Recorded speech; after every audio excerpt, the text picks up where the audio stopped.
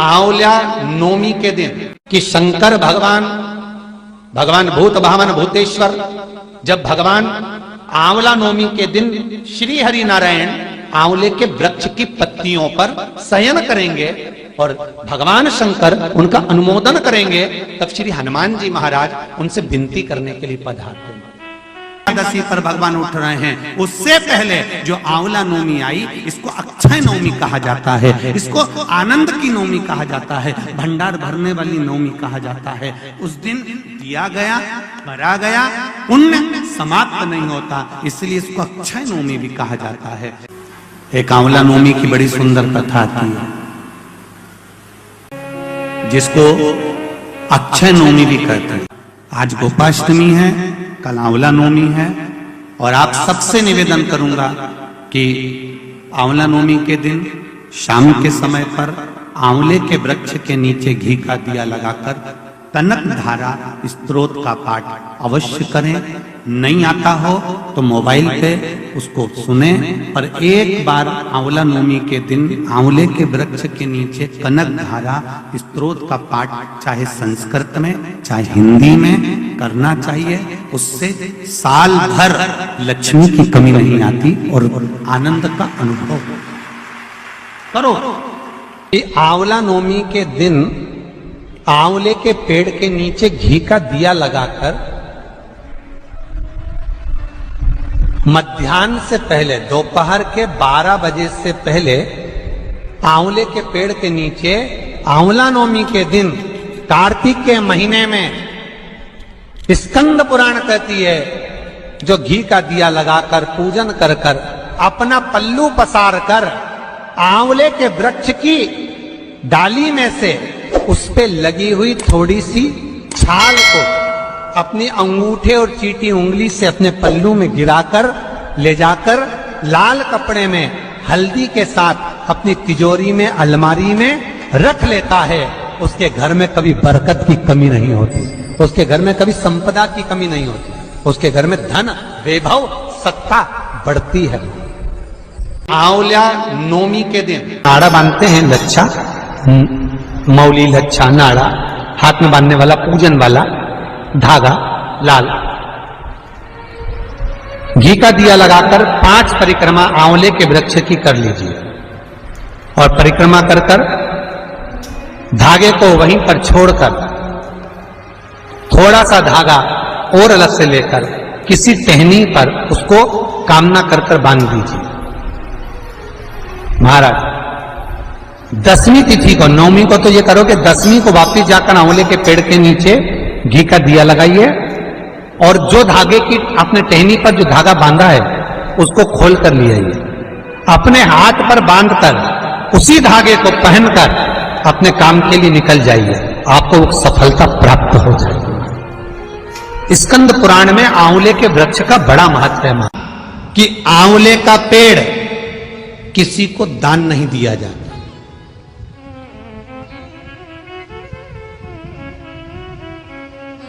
आंवले का वृक्ष किसी को देना नहीं चाहिए। हां, कहीं जाकर लगाना हो तो आप खुद जाकर लगा दो। आपको स्वयं जाकर लगाना है, लगाओ। किसी बगीचे में लगाना है, किसी गार्डन में लगाना है, कहीं जाकर आपको रोपित करना है तो करो, पर आंवले का वृक्ष उठाकर किसी को दान नहीं दिया जाता। इसलिए हिंदू धर्म में जब आंवला नवमी का उद्यापन होता है तो आंवला नवमी के उद्यापन में आंवले का चांदी का वृक्ष बनाया जाता है विष्णु पुराण के हिसाब से। अब दुनिया के लोग आंवले का वृक्ष दे दें, वो आंवला नवमी में चांदी का वृक्ष नहीं बनाए। उन्होंने सोचा पंडितों लालची हो गए होंगे या पंडितों का लालच होगा, तो कौन आंवले का वृक्ष बनवाए, इतना छोटा सा भी क्यों बना। पर शास्त्र कह रहा है कि उस जगह पर यदि चांदी का भी तुम आंवले का वृक्ष नहीं बना पाते आंवला नवमी के उद्यापन में, तो आप पान के पत्ते पर चंदन से आंवले का वृक्ष बना लो, पर आंवले का वृक्ष दे देने पर लक्ष्मी शांति छिन्न हो जाती है, उस घर में क्लेश मचना प्रारंभ हो जाता है, अशांति होती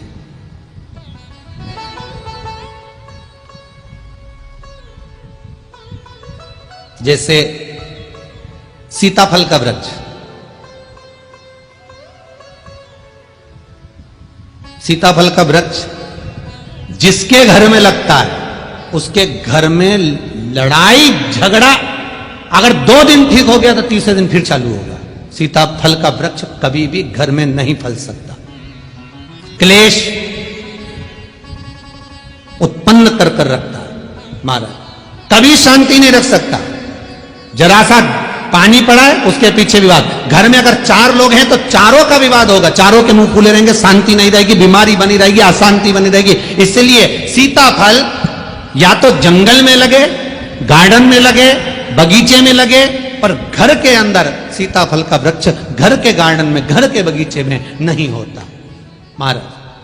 वो अशांति देगा, क्रोध देगा, चिड़चिड़ प्रवृत्ति देगा महाराज, घर में बीमारी देगा, रोग देगा, पर सुख नहीं दे सकता। आंवला नवमी का दिन था, भगवान पूर्ण तरह से सृष्टि का संचालन कर रहे थे और लक्ष्मी जी ने आज भगवान भोलेनाथ को निमंत्रण देकर अपने वैकुंठ का भाव आनंदित करने के लिए बुलाया गया।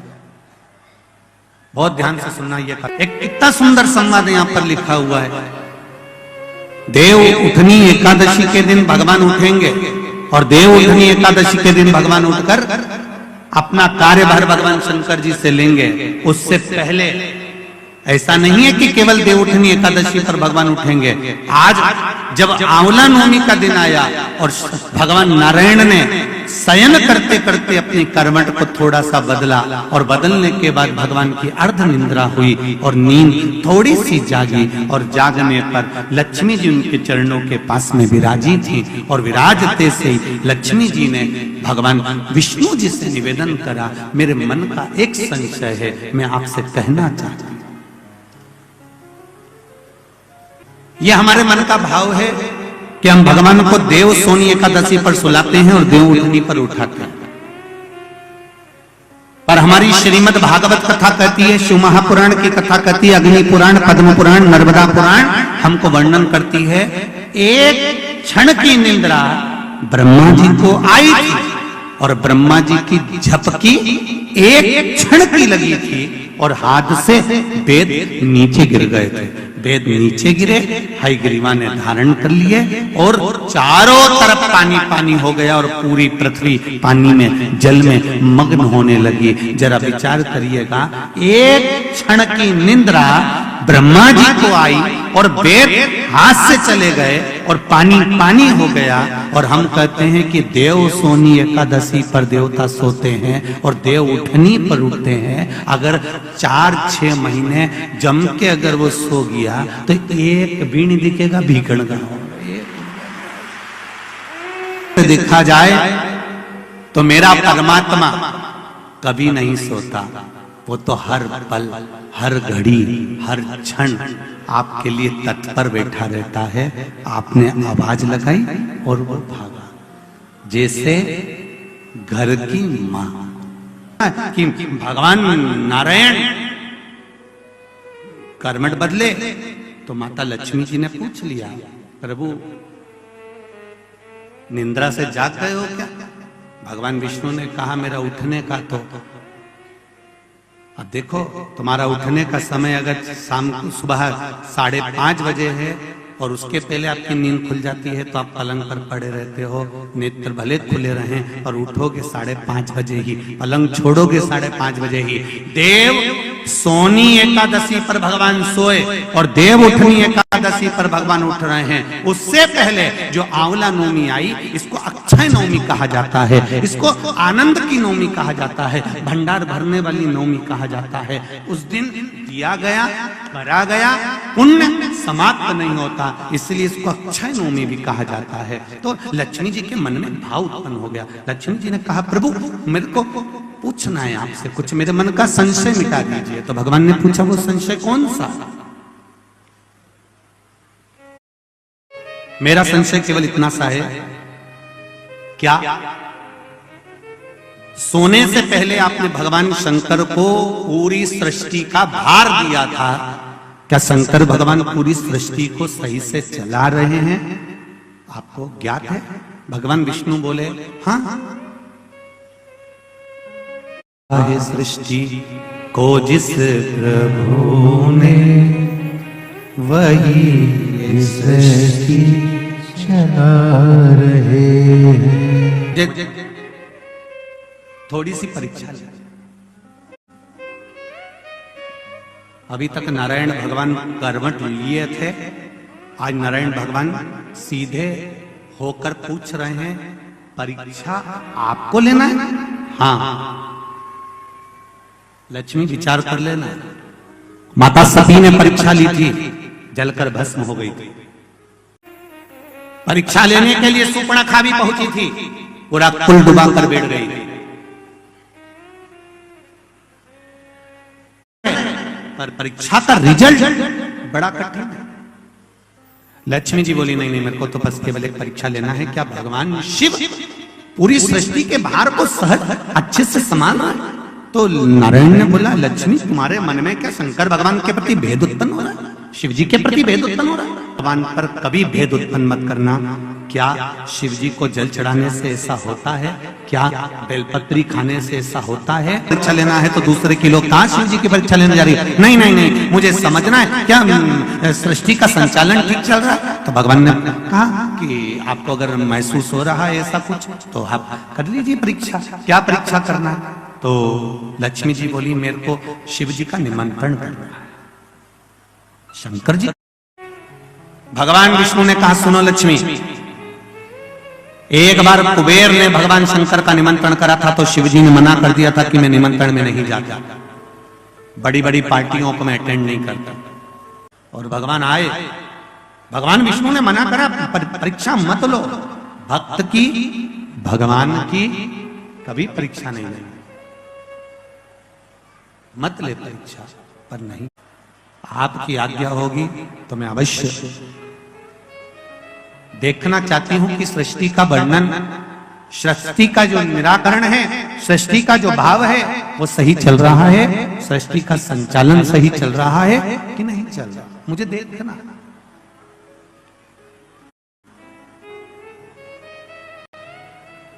लक्ष्मी जी जानना चाहती है तो लक्ष्मी जी ने भगवान विष्णु से आज्ञा ले ली। भगवान विष्णु ने कहा, तेरी मर्जी, अब जा, मैं शंकर भगवान का निमंत्रण करना चाहती हूँ। शिव जी को निमंत्रण पर बुलाया। आंवला नवमी का दिन था, भगवान पूर्ण तरह से सृष्टि का संचालन कर रहे थे और लक्ष्मी जी ने आज भगवान भोलेनाथ को निमंत्रण देकर अपने वैकुंठ का भाव आनंदित करने के लिए बुलाया गया। बहुत ध्यान से सुनना, यह कथा आपने सुनी कि ना सुनी, पर हरिहर शिव महापुराण की कथा भिकन तो भाग्य है कि इस कथा को हम अपने जीवन में उतारें कि आंवला नवमी के दिन आंवले के वृक्ष के नीचे कुछ खाने का नियम क्यों है?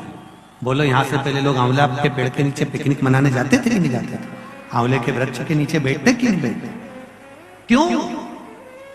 कोई तुमसे पूछे, कल के बच्चे तुमसे प्रश्न कर लेंगे, मम्मी ये आंवले के वृक्ष के नीचे क्यों पूजन करती हो? आंवले के पेड़ के नीचे क्यों जाती हो? आंवले के वृक्ष के नीचे पिकनिक मनाने क्यों जाना चाहिए? आंवले के वृक्ष के नीचे कुछ क्यों खाना चाहिए? क्यों जलाना चाहिए? आज के बच्चे, जो विज्ञान का युग है, इस विज्ञान के युग के बच्चों को विज्ञान के साथ जोड़कर बताना पड़ेगा आपको कि आंवले के वृक्ष की महत्वता क्या है। हम कई बार कथा में कहते हैं, आपको अगर शिव महापुराण पर लगता हो कि सियोर वाले महाराज जी ने ये कथा कहां से बता दी, वो कथा गीता प्रेस गोरखपुर की शिव पुराण लेकर आओ, एकांत में बैठो, एक एक दो घंटा अच्छे से पढ़ाई करो। शिव जी को निमंत्रण मिला, शंकर जी ने निमंत्रण स्वीकार करा, पर शंकर भगवान वैकुंठ भोजन करने के लिए नहीं गए। अब ध्यान देना थोड़ा सा, निमंत्रण स्वीकार करने के बाद भगवान भोजन करने नहीं जा रहे हैं, लक्ष्मी जी इंतजार कर रही हैं, भगवान शिव नहीं आए। तब लक्ष्मी जी तुरंत गरुड़ पर चढ़कर भगवान शिव जी के पास आई, भोलेनाथ प्रभु आप भोजन के लिए नहीं आए। शंकर भगवान बोले, मैं भोजन के लिए आ जाता, पर सारी सृष्टि का कार्य मेरे ऊपर पड़ा हुआ है तो मैं भोजन करने कैसे जाऊं? ये घर का पति है। बार बार ये कथा नहीं मिलने वाली, ध्यान दीजिएगा। लक्ष्मी जी ने कहा, मैंने निमंत्रण वैकुंठ का दिया तो मैं कैलाश पर भोजन कैसे करूं?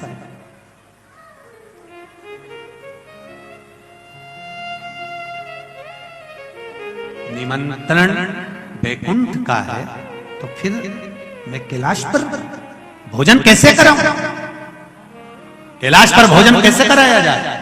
शंकर भगवान ने उसी समय पर ब्रह्मदेव को बुलाया और ब्रह्मा जी को बुलाकर कहा, ब्रह्मदेव आपकी लेखनी में बताया जाए, आपकी लेखनी में, आपके पुराणों में, आपके वेदों में, आपके शास्त्रों में बताया जाए कि अगर जीव बैकुंठ तक नहीं जा सकता तो बैकुंठ पृथ्वी पर कैसे आ सकता है। ब्रह्मदेव ने कहा, जिस जगह पर आंवले का वृक्ष होता है उस आंवले के नीचे बैकुंठ का निवास होता है, इसलिए भोजन आंवले के वृक्ष के नीचे।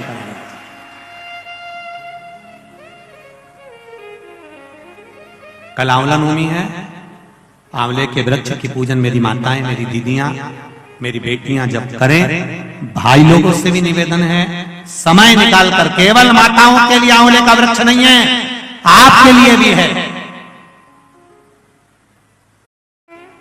और मेरी माताओं से एक निवेदन, आंवले के वृक्ष के नीचे पूजन करने जाओ, और पत्ती भी अगर पड़ी हुई है तो उसको भी थोड़ा सा उठा कर लिया ना। अगर घर का कोई व्यक्ति नहीं गया होगा तो उसको मस्तक पर घर में ही वो पत्ती लग जाएगी तो बैकुंठ का भाव तो उसके पास तक पहुंच जाएगा। उतना कि आंवले के वृक्ष की पूजन करते समय माताएं आंवले की छाल का भी स्मरण करती है, अपनी चीटी उंगली अंगुष्ठ से।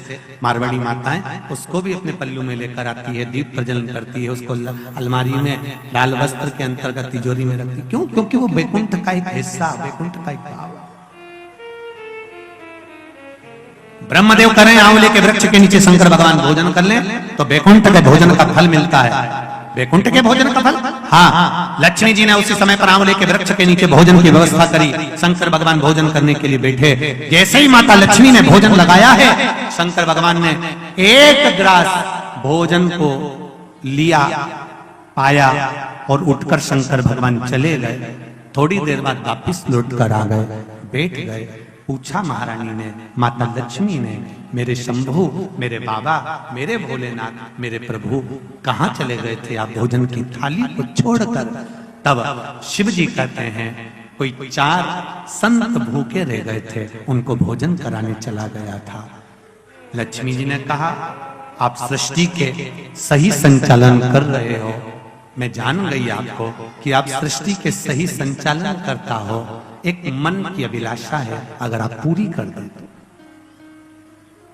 बैकुंठ में श्रवण भोजन ग्रहण करें। शिव जी ने कहा, शाम को तो मैं पार्वती के साथ भ्रमण पर निकलता हूं, पर दोपहर के समय पर मैं आपके यहाँ भोजन करने फिर आऊंगा। अब की बार लक्ष्मी जी ने भोजन कराने बैठने से पहले माता लक्ष्मी ने 5 चींटियों को एक डब्बी में भरकर बंद कर दिया।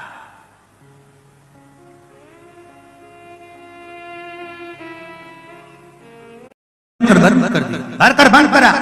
शिव जी भोजन करने बैठे, बड़े प्रेम से भोजन कर रहे हैं भोलेनाथ, और आवाज लगाया भोलेनाथ जी ने, अरे लक्ष्मी, तुम्हारी माता ख्याति देवी मुझको ऐसे ही भोजन कराती थी। तुम्हारी माता ख्याति देवी ने भी मुझे ऐसे ही भोजन कराती थी और मैं प्रेम से खाता था। आपको देखा, तब भोजन पेट भरकर शिव जी ने जब किया, आचमन करा, लक्ष्मी जी ने कहा, भगवान नारायण ने आपको पूरी सृष्टि का भार तत्व दिया है कि पूरी सृष्टि का बोझ, पूरी सृष्टि का संचालन आपको करना है, पर मेरे मन का संशय यहीं धरा की धरा रह गया। आप पेट भरकर भोजन कर लिए और 5 चींटी भूखी रह गई। शिव जी मुस्कुराकर बोले, अरियो लक्ष्मी, कौन कहता है कि 5 चींटी भूखी? कहां है चींटियां? लक्ष्मी जी कहती है, डब्बी में मैंने चींटी बंद कर रखी, 5 चींटियां भूखी है और आपने भोजन किया। जब भगवान विष्णु ने अपनी सृष्टि का भार आपको दिया था तो बिना उनको भोजन कराया आपने भोजन कैसे कर लिया? देवाधिदेव महादेव शंकर भगवान कहते हैं, लक्ष्मी, किसी पर आक्षेप लगाने से पहले, उंगली उठाने से पहले, ये 3 उंगलियां अपनी ओर जाती हैं कि अपने अंदर झांक कर देखो कि तुम कैसे हो। पहले विचार करो, फिर उंगली उठाओ। पहले डिब्बी में जो चींटियां हैं उनसे पूछो, उनने भोजन किया कि नहीं किया? मैंने तो सुबह से चींटियों को बंद कर रखा है, भोजन कहां से कर लेंगे? डब्बी खोली, चींटी के मुख में चावल का छोटा सा भाग फंसा हुआ था। लक्ष्मी जी की आंख से जल बहने लगा। भोलेनाथ, इनके मुख में चावल कहां से आ गया? शिव जी ने कहा, लक्ष्मी, तू जब चींटियों को बंद कर रही थी ना, तो तुझे दोष ना लगे, इसलिए तूने चींटियों के चरण को धोख लगाया था कि मेरे साथ परीक्षा में तुम शामिल हो जाओ, मेरे साथ थोड़ी देर के लिए तुम डब्बी में बंद हो जाओ।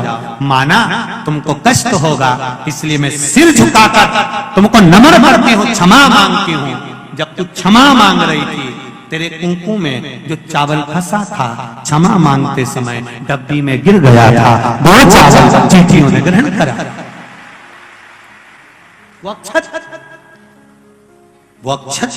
चावल चींटियों ने ग्रहण किया। चींटियों ने ग्रहण किया।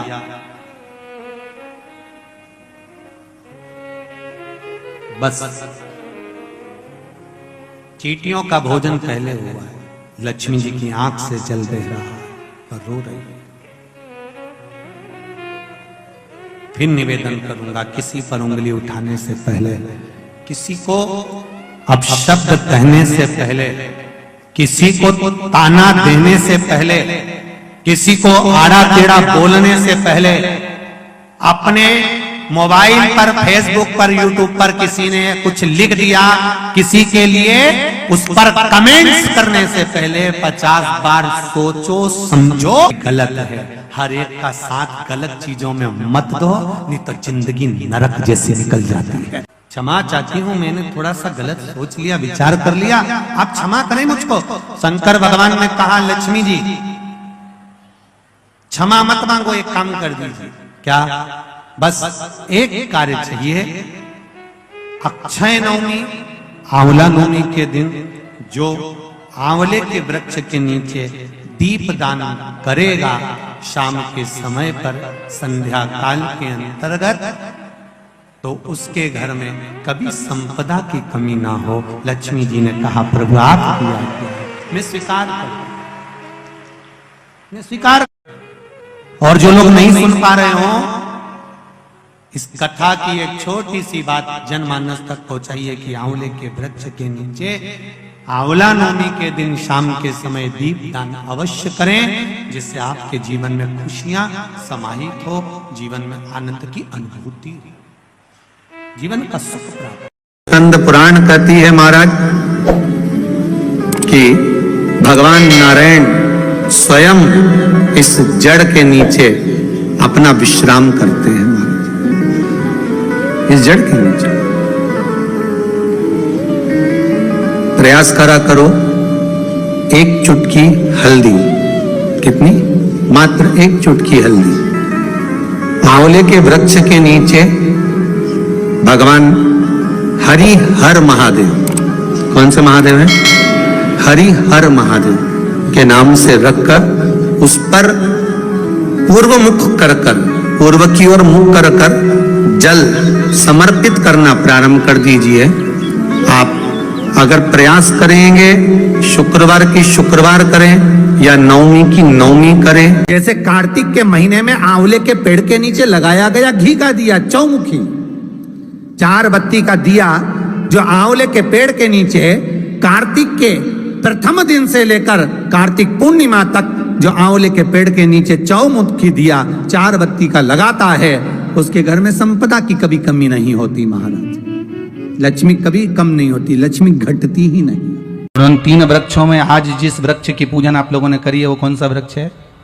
आंवला नवमी का वृक्ष, आंवले का वृक्ष, आंवले का वृक्ष। कथा सुनी होगी आप लोगों ने आज आंवले वृक्ष की। पर आंवला नवमी पर एक चीज का स्मरण जरूर रखना कि आंवले के वृक्ष के नीचे भले जाओ, आंवले के वृक्ष की पूजन भले करो, पर शिव महापुराण की कथा कहती है कि आंवला नवमी का दिन हो, चाहे कार्तिक महीने का पूरा मास हो, कार्तिक का महीना हो, पर आंवले के वृक्ष की पत्तियों को नहीं तोड़ना चाहिए। कई लोग बहुत गलती करते हैं, आंवले की पूजन करने जाते हैं ना, तो वो सोचते हैं कि अब आंवले के पेड़ के नीचे भोजन करने का बड़ा महत्व है कि आंवला नवमी के दिन भोजन करना चाहिए। तो कई माताएं इतनी चतुर होती है ना, आंवले की पत्ती तोड़ के ले आती, सिर पे रख के भोजन कर लेती। कर रहे थे क्या? बस तो फिर अब कथा मतलब धीरे धीरे समझ में आ रही हो। श्री शिवाय नमस्तुभ्यं। मतलब शास्त्र कहता है कि अगर एक पत्ती टूटना, पहले लोग बड़ी गलतियां करते थे। आंवला के पूजन करने गए, आंवले के वृक्ष की पत्ती तोड़ ली, सिर पे रख ली, भोजन कर लिया। कितना दोष है महाराज। यहां तक शिव महापुराण की कथा कहती है, विष्णु पुराण, अग्नि पुराण, पद्म पुराण कहती है, गर्ग संहिता में यहां तक वर्णन करा गया है, स्कंद पुराण में भी कहा गया है कि आंवले के वृक्ष की जिस दिन पूजन करें, आंवला अगर ऊपर से नीचे गिर जाए, आपको प्राप्त हो जाए, तो भले उसका सेवन करो, भले उसको रख लो, पर आप आंवले नवमी के दिन आंवले को भी नहीं तोड़ना चाहिए। आंवला नवमी के दिन आंवले को भी नहीं तोड़ना चाहिए। यहां तक शास्त्र वर्णन करता है कि राजा एक वैश्य बड़ा धर्मात्मा था, बड़ा धर्मात्मा। आप लोगों ने आज कथा सुनी हो कि कितना कितना धर्मात्मा राजा। बस उसका एक नियम था, वो प्रतिदिन एक सोने के आंवले का दान देता था।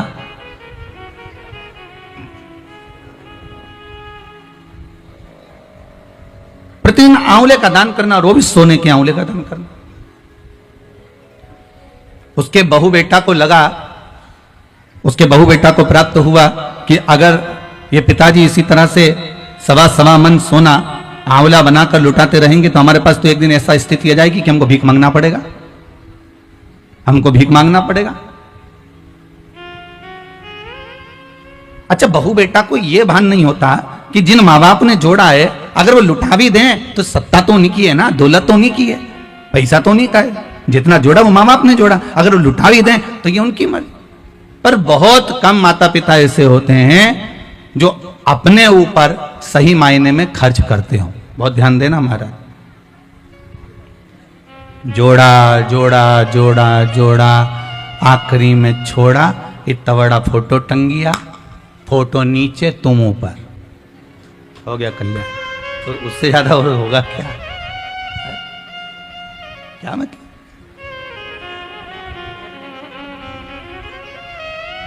और फोटो पे भी प्लास्टिक के फूल की माला, ओरिजिनल भी कोई नहीं चढ़ाता, 10 रुपए की एक आती है। कौन चढ़ाएगा 10 रुपए की एक माला?